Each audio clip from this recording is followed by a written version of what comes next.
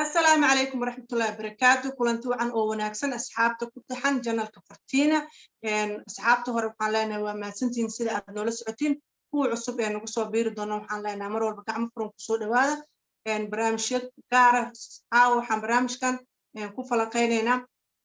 أسبوعا وحمقالة مقدشو لقو دلي أما ميت كذا لقيها لجوارير وكو يتبن جرأة يلبي طبعا إن يجرت لقو مرسية هاي ومقعد اللي يرهدو نفس عمر جيله degmada dharkiinley gabadhaas 3 maalmood ayaa la raadinayay iyadoo aan la ogeyn meel ay ku dambeysay ugu dambeeyna waxa ay qisadeeda ku soo gabagabowday in gabadha meedkeeda laga dhaxelo qol kamid ah gurigooda waliba qisada la yaab kale ee dhaxdinta leh ee dad badan uu ku taalo ku noqotay waxay ahayd in gabadha iyadoo meed digsiyada lagu kariyo sabta ama amuuraha oo gurigooda dhex yaala laga soo dhax saaray arintaas ayaan rabnaa in aan falanqeyno barnaamijku waxa igala qayb galaya laba gabdhood oo saxafiyaal ah oo ku kala sugan Ingiriiska Jamila Guruun iyo sidoo kale Qamar Aadan Salaad oo iyadana Denmark ku sugan marka hore Qamar aan ku hormaro soo dhaw Qamar bismillaahir rahmaanir rahiim waa mahadsantahay abay Firdawso barnaamijkan quruxda badan igu soo dhaweysay diyaar ayaan u ahay inaan kala qayb galo Jamila soo dhaw adigana ma ila socotaa Firdawso aad u mahadsantahay waa kula socdaa waana runtii qisadaas qiso cajiib ay ahayd oo maaragtay dad badan aad uga naxisay oo argagax lahayd waa runta waxay ahayd kiis la yaab leh in qof Soomaaliya gaar ahaan magaalada Muqdisho tacdiye ay nooca ayaa ka dhacay hadii ay ahaan lahayd kufsi dilal ay nooca laakiin waa markii ugu horeysay qof bini aadan ah digsi cunto lagu kariyo laga dhaxlay taas oo saameyn fara badan yeelatay hadalhaynta ugu badan ee baraha bulshadana qabsatay aan ku hormar Qamar markii ay arintaas aad ku soo gaartay dareenkaagu sidoo noqdo ka hooyo ahaan waa mahadsantahay mar labaad abaayo horta arintaas arin dheeldheel ma ahan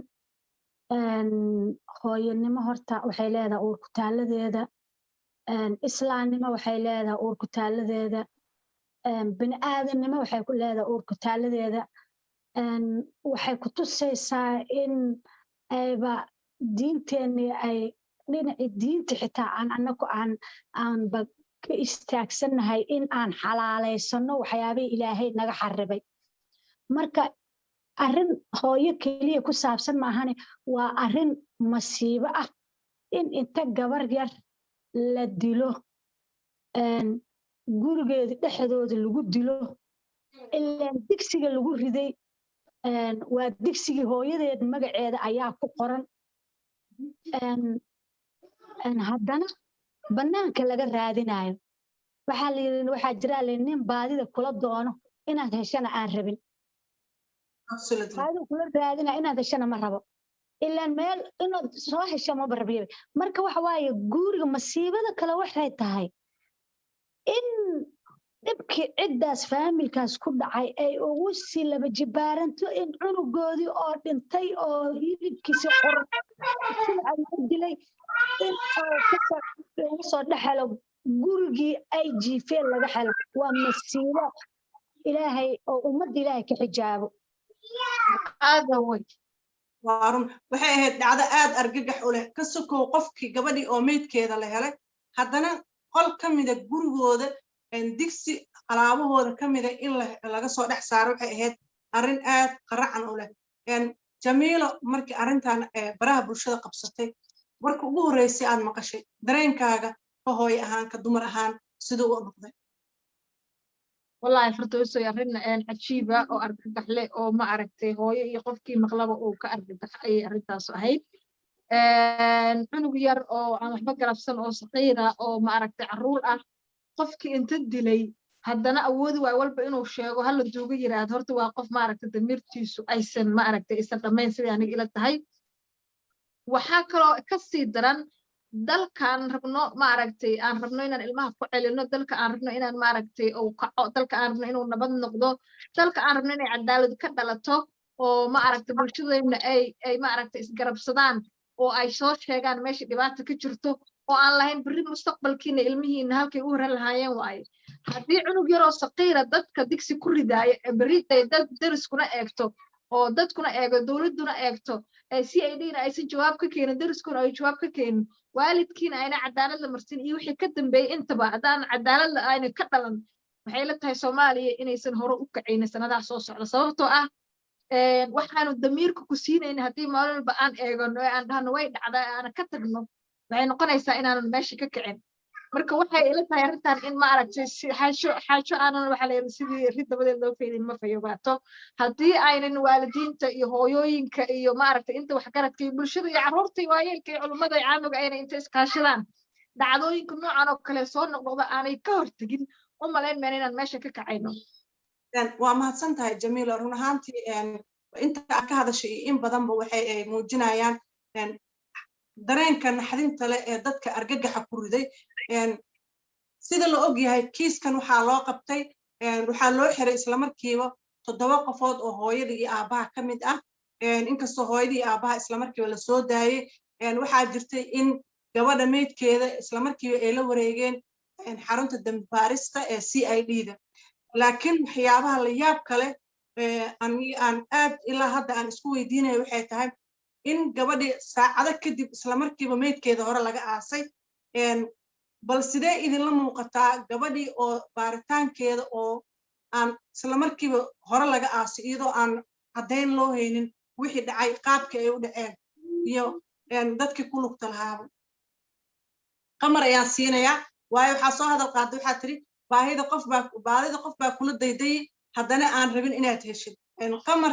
maxay muujinaysaa gabadhii meydkeeda durbadiiba hore laga aaso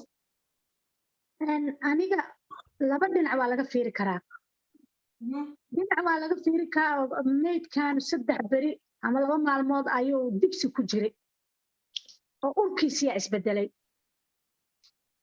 oo inaan la sii hay karin waa markay adduunyada markii meydka la baaray faranjeera la geliyaa marka dhiiggiisii uri lahaa wuu damayaan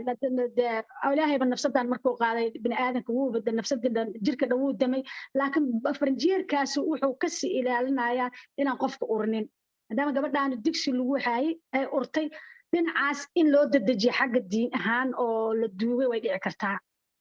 laakiin gabadha waa la dilay maalmay ku jirto waxay u baahan tahay in la baaro ujeedada CID ay u qaadato waxay ahayd in la baaro wixii dhacay si loo ogaado dhinac kale aan ka fiirino marka laba angal sheeko walba laba angal ay yeelan karta hal angal lagama fiiri karo dhinaca kale aan ka fiirino waxaaba laga yaabaabo annaga hadda ma ogin mal awaalan iskana waxaa laga yaabaabo in isla markaan ilaahay kiiskiiba soo iftiimiyo oo CID-duba ayba hesho qofkii taas haday dhacdana waa dadka bulshada waa la haddii ay CID-du dadka ilaa qofkan waa la baaraa markii lagu yiraahdo waa la baaraa waa la dukaynaa waa macnaha qofkan waa in laga soo saaro dembiga waa marka inay isla markiiba qof ilaahay xaggiis ooba ka soo yeersiiyey anaa gacanteyda ku baxday hebelay ku baxday jid ay heleen waa laga yaabaa oo dhinacaasna aan ka fiirino masiibo rabbaani ah in waa in bini aadan inta la dilo la haysto guriga dhinac oga jiro والله dadka Soomaalida waxay rabtaa wacyi badan ay rabtaa war qofkan bini aadanka aad u dilay macnaheedu kiiskaas xitaa waa familka galaa laga yaabaa oo la iska soo gabagabeynaayo oo mid calool ku dhacday Soomaali waa aragtay meel oo u baahan hadal waxba uma gal waa arag Soomaali waa duugan wax kasta way duugan waxa la duugan waxa ka fiican in waxa si fiican loo baaro aysan dib dambe u soo noqonin marka in kiiski oo familka dhaxgal go'sa waxaan dhageystay adeerkeed oo hadlaayo dhahayo aniga dhinac kalena waan qabaa oo ah ilmahan yarka dayaca helay dayaca waxa uu helay diinta ilaahay aan diinay inaan ka dayno dadka oo muxramka aan u hayn inaan guriga keenno waliba niman ah gabadhan waxaa laga yaabaa because muxramka walaalkeed la dhashay aabaheed waxba uma quuraan laakiin markii intaas inta ka koreyso adeerkaaba ha dhale waxay noqonaysaa in muxramku la joogo ragga guryaha la keensanayo ani waxaan qabaa meeshaas ha laga fiirsado Soomaali qaraabadaba way dhamaatay in la isku soo dhaweeyaan jecla kaasoo u soo laabanaya la siino jamiilo in meydka isla markiiba la dedejiyo oo hore laga duugay iyadoo jawaab waafi aan laga helin wixii dhacay sidee u aragtaa arrintaasi horta waxay la tahay siday horta abayna ay sheegtay qamar ay sheegtay Soomaalidu waxbay qarqarayaan in wax la qarqarayna waxa ka fiican in arrinta waadax laga dhigo sababtoo ah iyadoon aan arrintan waxa waaye wadamada waxa ka dhacda qofka meydka mudda la haysta iyagoo frijer inta geliya muddo haysta waxay sameyn kareen inay frijer geliyaan oo ay adkeeyaan meydka kadibna ay baaraan laakiin waxaad moodaa Soomaaliya in dhinacyo walba labada dhinacba laga degdegayo moodaa in qaraabada ay leeyihiin keenan iska duubnay marka arrinta kale oo jirto waxa waaye warbaahinta Soomaaliya ayaa waxa laga rabay arrintan in ay daba galaan ilaa ay ka dhaliyaan ama ka mar dhaliyaan dilkan ayaa ka dambeeyay sidoo u dhacay waxaad moodaa in warbaahintu ay ka gaabisay inay qodqodaan ama ay daba galaan ama xalkan ay xalka keenaan arrintan in arrintan ay alka keenaan ilaa iyo arrintan meesha ku dhamaatay dabagalkeeda la ogaado tan kalena tan xaafadus kiiska dadka loo xiray ee ehelka ee guriga kula noolaa waalidiinta ee hooyadii aabaha ku jiray walow hooyadii aabaha gadaal laga soo deeyay dadka xiran waa dad famil ah oo hooyada u badan inay xigaan oo guriga jooga marka gabadha adeerkeed hadalkiisa la dhageysto waxa uu yiri qisadan waa qiso guriga ku kooban oo guriga xayndaabka guriga ka dhacday waxa waa wax guriga ka dhacay ma la isdhihi karaa gabadha reerkeeda ayaa dilay isla markaana halkaas ku dhex qariyay qoyska xubno ka mid ah ayaa dilay oo ku dhex qariyay matalayeen in gabadha ay maqanto oo la raadinayo أنا horta taas waa qabaa sababtoo ah dadka qofka ugu horeyso hadlaayay oo tir gabadha eedadeedan ahay waxay sheegtay in gabadha la guriga ay joogeen wiil yara weyn oo asna maqan qaraabada inuu yahay iyo gabar ay joogeen marka waxa laga yaabaa in Soomaaliyan waa taqaan carruuraha baa la garaacaa digsiga waxba gacmaha laga helay inta gacmo ka xireen oo digsi ku rideen ay ku dhimato kuleelkaana laga yaabaa macquul oo yani si xun ay u dilayeen in ma aragtay gabadhan la kufsaday oo ma aragtay qaraabadu aysan ka fogeyn oo la qarinaayana iyana waa macquul laakiin waxa la rabaa in arrintan ay waadax ka dhigaan si ummadda kalena ay uga badbaado dhibaato noocaas oo kale ay uga faajignaadaan sababtoo ah haddii walaalka ilaahay kuguma keenay ama dee qof qaraabo ah oo guriga keensato uu dhibaato ka dhaliyo gurigaada waa in dhibaatadaas ay noqoto mid waadaxa oo la cambaareeyo qofka ummadda kalena ay ka digtoonaataa dhibaatooyinka noocaas oo kale inay dhici karaan ay qalbiga geliyaan laakiin haddii wax kasta la daboolo oo wax kasta la qariyo oo la yiraahdo waa gabadha walaalkeed waa abti waa adeera dhalay qaraabo iyo ninkuu la dhasho gurigu joogaa uuna yahay qofka dhibaatada geysanaya runtii dee aniga wax fiican lama ahan warbaahintu arrinta aad u daba gasho dowladda iyo CRD-dan waxaa loo baahan inay xil adag iska saaraan carruuraha masaakiinta maalin walba midba mid la qalanayo midba mid la ceejinayo mid asigoo qaawan oo kaliya soo dharla banaanka la soo dhigayo war dalka iyo dadkan ha loo naxo waxaan firdowsay aan maaragtay aan kaaga hormaray arrintaas waxay noqotay arrin aan maaragtay cambaaraynayno haddaanu nahay haweenka haddaanu nahay hooyooyinka kuwa kale dariska iyo qaraabadana waxaa laga rabaa inay si soo baxaan oo arrimaha noocaas ka dhiidhiyaan ilaan maanta hadday fiirsadaan berri ayagaa ku xigtay inantoodii baa digsi lagu ridi karaa next day maalinka xiga arrinta waxaa jirto markii faldambiyeed uu dhaco dunida hore u martay dadka ugu horeeya ee laga shakiyo ee baaritaanka xooggiisa la saaro waa dadka familka ah ee qofkaas ugu dambeeyay saacadii ugu dambeeyay la noolaa maxaa diidaya qoyskan in xoogga la saaro ayaga waxay u baahan yihiin hooyada dhashay waxay u baahan tahay wixii dhacay inay hesho cadaalad hesho sida warbaahinta ay ka sheegtay in gabadheeda ay la tahay in banaanka lagu soo dilay oo meydka guriga la soo geliyay maxaa diidayo in xoogga la saaro in familkan si aada ayaga horta loo baaro si haddii ayaga ay ka madax bannaanaadaanna bannaanka looga raadiyo qofka faldambiyeedkaas geysta kamaraan su-aasha siinaya waa su-aal meesha ku jirto in hooyadu cadaalad hesho xooggana la saaro dadkii ugu dambeeyey ee nolosha gabadha saamaynta ku lahayd waxaa jirta xitaa boliisku wax walbay soo saari karaan waxaa jirtay waraysi ay bixiyeen oo dadka indhahaas keliya ayaa wax walba actionka indhaha bixinayaana wax walba laga dheeha karaa waxay dhaheen 2 saac gabadhu markay tagta ka bacdi 2 saacadood korontada la damiyay meeshas korontada laga damiyay way korontada loo danshay yaa sadamiyay guriga ku nool hooyadu way maqneed gabaray soo wacdo waxay tiri anaa lacag siiyo waxbay soo gadanay gabadhu tiri gabadhaas lacagta siisay goormay lacagta siisay goormay gabadhii markay baxay soo hadal qaaday in ay qalad tahay in dad muxrim ah amaba dad ehelada ah guri gabdha joogaan lagu haysto taasoo badanaa la ogyahay in tacdiye ay ka dhashaan balse Soomaalida ay iska indhatiraan fariinta u dirayso waalidiinta maxay tahay horta waalidiinta Soomaaliyeed fariinta halkaan aan uga faa'iideysana aad iyo aad u mahadsan tahay waxaan u dirayaa hooyo walba oo Soomaaliyeed hooyo kasta gabar ay ahayd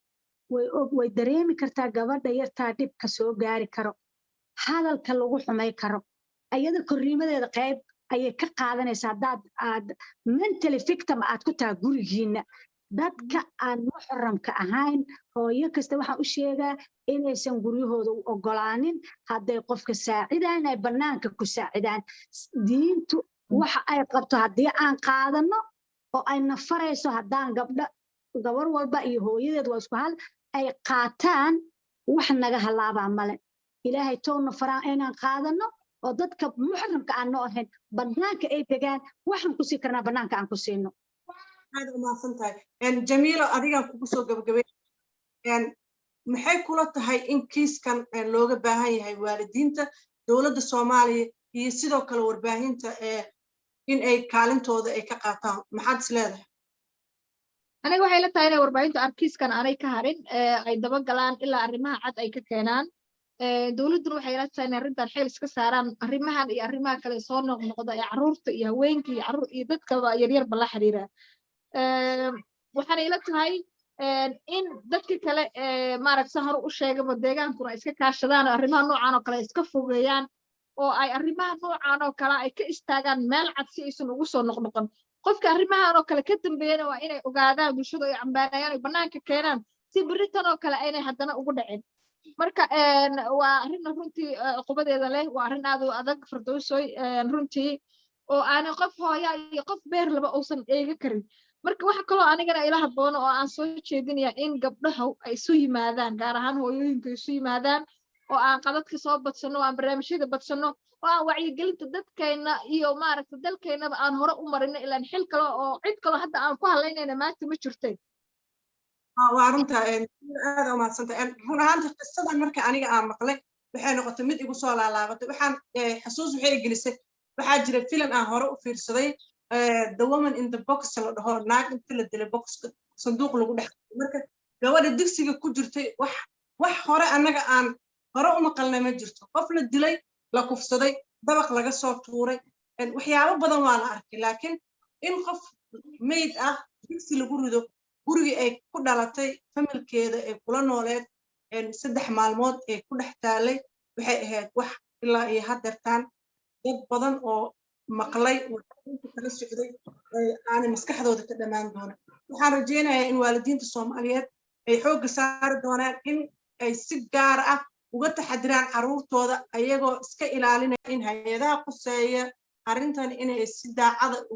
uga howlgalaan isla markaana ay cadaaladda saaraan gabadhaas xaqeedana u soo dhiciyaan barnaamijka waxaa igala qayb galay Jamiilo Garuun iyo Qamar Salaad maxaa ku darsan lahaydeen Qamare nabaaye wax walba waa qadar ilaahay waxaan ku darsan lahaa horta hooyadaas qalbiga Allah u qaboojiyo reerkaas masiibaa soo dhex gashay ilaahay casiisa gabadhaas badal khayr qaba reerkaas Allah siiyo gabadhaas masaakiintaana saqiireedeeda Allah u naxariisto laakiin waxaan leeyahay ummadda Soomaaliyeed dhibka waxaa keenay xaqdarro badan oo la galay dhibka waxaa keenay inaan annaka is ogeyn dhibka waxaa keenay in meeshii diinta aan aadi lahayn inaan qabiil u badanay dhibka waxaa keenay wax badan oo soo noqnoqday inaanan annagu aanan ka fekerin oo naadhin war waxaan dhibkan seen uga baxnaa waxaan leeyahay Soomaaliya isku noqda deriskow dib horta deriska inay caawiyaan ciddaan oo consulting loo suubiyo oo dawladdu ciddaan aysan ka teginin aad aan baaq ugu dirayaa deegaanka cidda ku nooshahay oo dariska iyo dowladda in ciddaan consulti loo subi wacyigelin aaday ciddaan loo naxariisto ilan ciddaan dhibaa ku dhacay aan la qaada karinin gabadhoodan samir iyo iimaan allaha ka siiyo ilaahayna waxaan ka baryaa wax dhibahoo dambe in ilaahay uusan ciddaas ku soo celin ummadda soomaaliyeedna ilaahay inuu dhibka ka dulqaadan ilaahay u baryaa inta ayaa uga baxa abaayo waana mahadsantahay barnaamijkan quruxda badan ee aad igu casunta caawo aad adiga ayaa mudan jamiilo waa gabagabaynaynaa barnaamijka baaqaaga muxuu yahay doortay baaqayga waxaad moodaa inaan hore usoo qadimay haddana waa raacinayaa horta masiibada qoyska ku dhacday sabri iman allaha gabadhoodii ka siiyo waa u tacsiyeynaynaa waxaana siday qamar sheegtay baaq u diraaya aniguna warbaahintu waxaa rabaa inay war noo soo tabiyaan oo asigio qabyaa ay nooga tagaan halkaa ma aha waxaa u baahan nahay warkaan dabiya dacal ilaa caarad dambe inaan ogaano meeshii wax ku dambeeyeen taas halkaa aan ku dhaafayaa